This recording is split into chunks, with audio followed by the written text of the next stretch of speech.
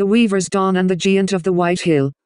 There was once a weaver in Érenn who lived at the edge of a wood, and on a time when he had nothing to burn, he went out with his daughter to get faggots for the fire. They gathered 2 bundles, and were ready to carry them home, when who should come along but a splendid-looking stranger on horseback. And he said to the weaver, "My good man, will you give me that girl of yours?" "Indeed then I will not," said the weaver. "I'll give you her weight in gold," said the stranger, and he put out the gold there on the ground. So the weaver went home with the gold and without the daughter. He buried the gold in the garden, without letting his wife know what he had done. When she asked, "Where is our daughter?" the weaver said, "I sent her on an errand to a neighbor's house for things that I want." Night came, but no sight of the girl. The next time he went for faggots, the weaver took his second daughter to the wood. And when they had 2 bundles gathered, and were ready to go home, a second stranger came on horseback, much finer than the first, and asked the weaver would he give him his daughter. "I will not," said the weaver. "Well," said the stranger, "I too give you her weight in silver if you too let her go with me," and he put the silver down before him. The weaver carried home the silver and buried it in the garden with the gold, and the daughter went away with the man on horseback. When he went again to the wood, the weaver took his third daughter with him. And when they were ready to go home, a third man came on horseback, gave the weight of the third daughter in copper, and took her away. The weaver buried the copper with the gold and silver. Now, the wife was lamenting and moaning night and day for her 3 daughters, and gave the weaver no rest till he told the whole story. Now, a son was born to them, and when the boy grew up and was going to school, he heard how his 3 sisters had been carried away for their weight in gold and silver and copper. And every day when he came home he saw how his mother was lamenting and wandering outside in grief through the fields and pits and ditches, so he asked her what trouble was on her. But she wouldn't tell him a word.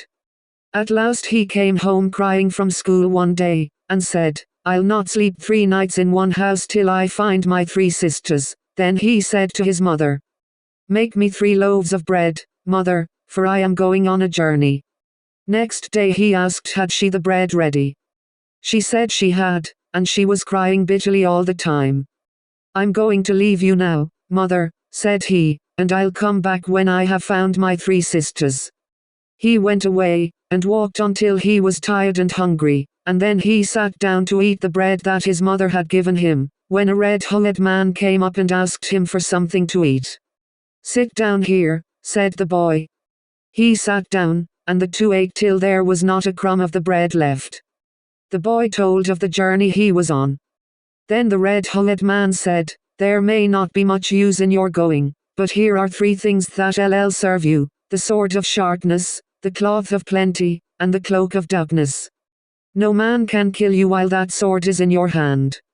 And whenever you are hungry or dry, all you have to do is to spread the cloth and ask for what you'd like to eat or drink, and it will be there before you.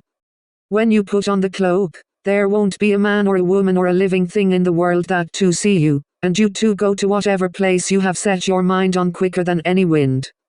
The red-hulled man went his way, and the boy travelled on. Before evening a great shower came, and he ran for shelter to a large oak tree. When he got near the tree his foot slipped, the ground opened, and down he went through the earth till he came to another country. When he was in the other country he put on the cloak of darkness and went ahead like a blast of wind, and never stopped till he saw a castle in the distance, and soon he was there. But he found 9 gates closed before him, and no way to go through. It was written inside the cloak of darkness that his eldest sister lived in that castle. He was not long at the gate looking in when a girl came to him and said, "Go on out of that, if you don't, you'll be killed." "Do you go in," said he to the girl, "and tell my sister, the woman of this castle, to come out to me." The girl ran in, out came the sister, and asked, "Why are you here, and what did you come for?" "I have come to this country to find my 3 sisters, who were given away by my father for their weight in gold, silver, and copper, and you are my eldest sister." She knew from what he said that he was her brother, so she opened the gates and brought him in, saying, "Don't wonder at anything you see in this castle. My husband is enchanted. I see him only at night. He goes off every morning, stays away all day, and comes home in the evening." The sun went down, and while they were talking, the husband rushed in, and the noise of him was terrible. He came in the form of a ram, ran upstairs, and soon after came down a man. "Who is this that's with you?" asked he of the wife. "Oh, that's my brother, who has come from Érenn to see me," said she. Next morning, when the man of the castle was going off in the form of a ram, he turned to the boy and asked, "Will you stay a few days in my castle?" "You are welcome, nothing would please me better," said the boy, "but I have made a vow never to sleep 3 nights in one house till I have found my 3 sisters." "Well," said the ram, "since you must go, here is something for you," and pulling out a bit of his own wool, he gave it to the boy, saying, "Keep this. And whenever a trouble is on you, take it out, and call on what rams are in the world to help you." Away went the ram. The boy took farewell of his sister, put on the cloak of darkness, and disappeared. He travelled till hungry and tired, then he sat down, took off the cloak of darkness, spread the cloth of plenty, and asked for meat and drink. After he had eaten and drunk his fill, he took up the cloth, put on the cloak of darkness, and went ahead, passing every wind that was before him, and leaving every wind that was behind. About an hour before sunset he saw the castle in which his second sister lived. When he reached the gate, a girl came out to him and said, "Go away from that gate, or you'll be killed. I'll not leave this till my sister who lives in the castle comes out and speaks to me." The girl ran in, and out came the sister. When she heard his story and his father's name, she knew that he was her brother, and said, "Come into the castle, but think nothing of what you'll see or hear. I don't see my husband from morning till night. He goes and comes in a strange form, but he is a man at night." About sunset there was a terrible noise, and in rushed the man of the castle in the form of a tremendous salmon. He went flapping upstairs, but he wasn't long there till he came down a fine-looking man. "Who is that with you?" asked he of the wife. "I thought you would let no one into the castle while I was gone." "Oh, this is my brother, who has come to see me," said she. "If he's your brother, he's welcome," said the man. They supped, and then slept till morning. When the man of the castle was going out again, in the form of a great salmon, he turned to the boy and said, "You'd better stay here with us a while." "I cannot," said the boy. "I made a vow never to sleep 3 nights in one house till I had seen my 3 sisters. I must go on now and find my 3rd sister." The salmon then took off a piece of his fin and gave it to the boy, saying, "If any difficulty meets you, or trouble comes on you, call on what salmons are in the sea to come and help you." They parted. The boy put on his cloak of darkness, and away he went, more swiftly than any wind. He never stopped till he was hungry and thirsty. Then he sat down, took off his cloak of darkness, spread the cloth of plenty, and ate his fill. When he had eaten, he went on again till near sundown. When he saw the castle where his 3rd sister lived. All 3 castles were near the sea. Neither sister knew what place she was in, and neither knew where the other 2 were living. The 3rd sister took her brother in just as the 1st and 2nd had done, telling him not to wonder at anything he saw. They were not long inside when a roaring noise was heard, and in came the greatest eagle that there was seen. The eagle hurried upstairs, and soon came down a man. "Who is that stranger there with you?" asked he of the wife. "This is my brother, who has come to see me." They all took supper and slept that night. When the eagle was going away in the morning, he pulled a feather out of his wing, and said to the boy, "Keep this, it may serve you. If you are ever in straits and want help, call on what eagles are in the world, and they'll come to you." There was no hurry now, for the 3rd sister was found, and the boy went upstairs with her to examine the country all around, and to look at the sea. Soon he saw a great white hill, and on the top of the hill a castle. "In that castle on the white hill beyond," said the sister, "lives a giant, who stole from her home the most beautiful young woman in the world. From all parts the greatest heroes and champions and kings' sons are coming to take her away from the giant and marry her. There is not a man of them all who is able to conquer the giant and free the young woman, but the giant conquers them, cuts their heads off, and then eats their flesh. When he has picked the bones clean, he throws them out, and the whole place around the castle is white with the bones of the men that the giant has eaten. I must go, said the boy, to that castle to know can I kill the giant and bring away the young woman. So he took leave of his sister, put on the cloak of darkness, took his sword with him, and was soon inside the castle.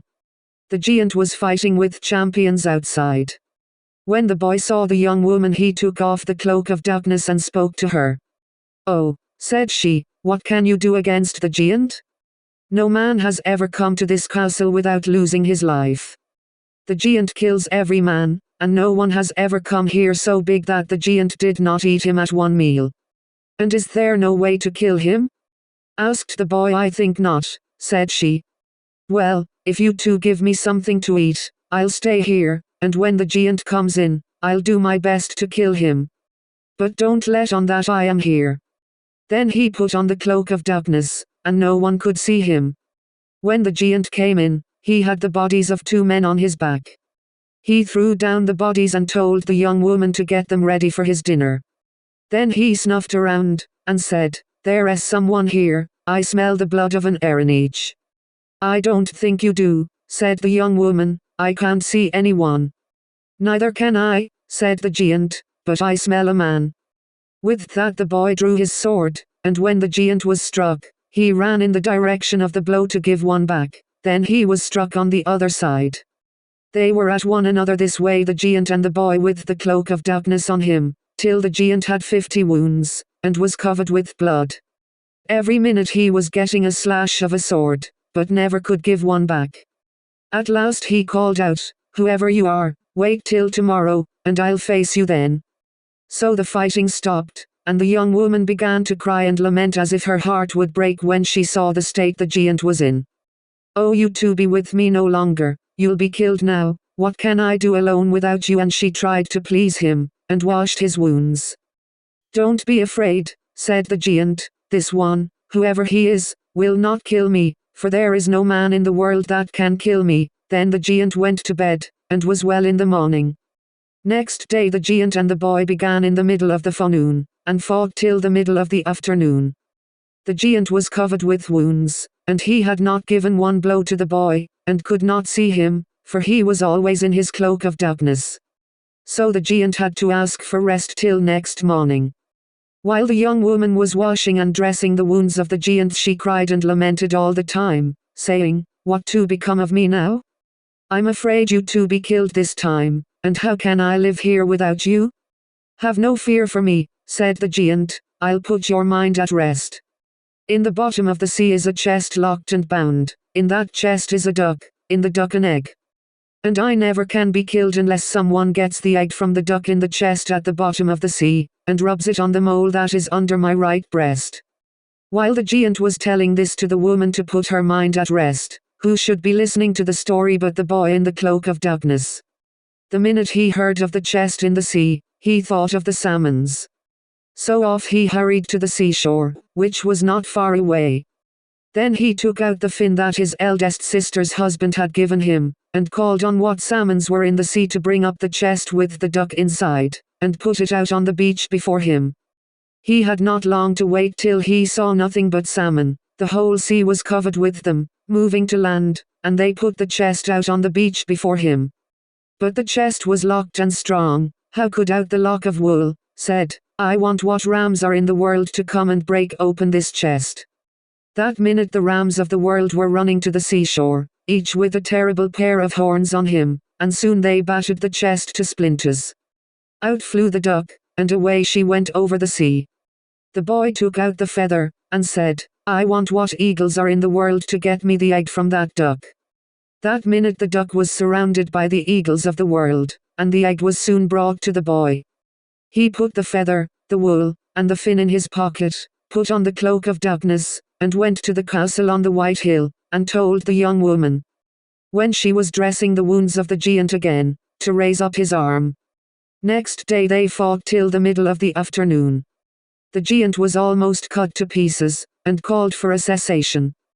The young woman hurried to dress the wounds, and he said, "I see you would help me if you could, you are not able." But never fear, I shall not be killed." Then she raised his arm to wash away the blood, and the boy, who was there in his cloak of darkness, struck the mole with the egg. The giant died that minute. The boy took the young woman to the castle of his third sister. Next day he went back for the treasures of the giant, and there was more gold in the castle than one horse could draw. They spent 9 days in the castle of the eagle with the third sister. Then the boy gave back the feather, and the two went on till they came to the castle of the salmon, where they spent 9 more days with the second sister, and he gave back the fin. When they came to the castle of the ram, they spent 15 days with the first sister, and had great feasting and enjoyment. Then the boy gave back the lock of wool to the ram, and taking farewell of his sister and her husband, set out for home with the young woman of the white castle, who was now his wife, bringing presents from the 3 daughters to their father and mother. At last they reached the opening near the tree, came up through the ground, and went on to where he met the red-hulled man. Then he spread the cloth of plenty, asked for every good meat and drink, and called the red-hulled man. He came, the 3 sat down, ate and drank with enjoyment. When they had finished, the boy gave back to the red-hulled man the cloak of darkness, the sword of sharpness, and the cloth of plenty, and thanked him. "You were kind to me," said the red-hulled man, "you gave me of your bread when I asked for it, and told me where you were going. I took pity on you, for I knew you never could get what you wanted unless I helped you. I am the brother of the eagle, the salmon, and the ram." They parted. The boy went home, built a castle with the treasure of the giant, and lived happily with his parents and wife.